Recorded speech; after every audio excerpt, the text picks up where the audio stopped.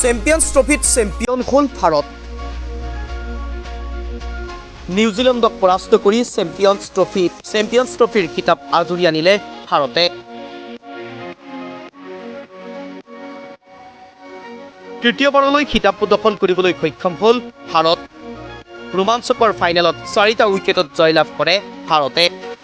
টছত জয়ী হৈ প্ৰথমে বেটিঙৰ সিদ্ধান্ত লৈছিল নিউজিলেণ্ডে। ভাৰতক বান্ধি দিছিল 252 ৰানৰ লক্ষ্য। অভাৰ শেষ নহওঁতেই খেল শেষ কৰিলে ভাৰতে।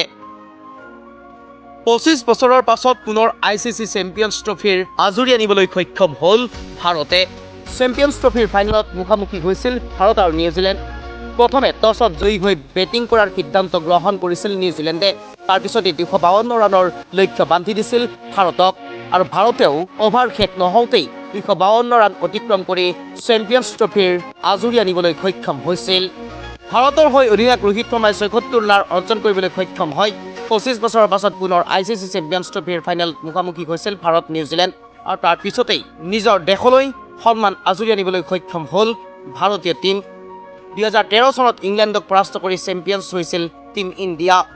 তাৰ পিছতে এইবাৰ ডুবাইৰ ষ্টেডিয়ামত অনুষ্ঠিত হৈছিল ভাৰত আৰু নিউজিলেণ্ডৰ ৰোমাঞ্চকৰ মেচখন আৰু সকলোকে আচম্বিত কৰি খেল শেষ নহওঁতেই নিউজিলেণ্ডৰ বিৰুদ্ধে 252 ৰান অতিক্ৰম কৰি সন্মান আজুৰি আনিবলৈ সক্ষম হ'ল ভাৰতলৈ ভাৰতীয় টীম।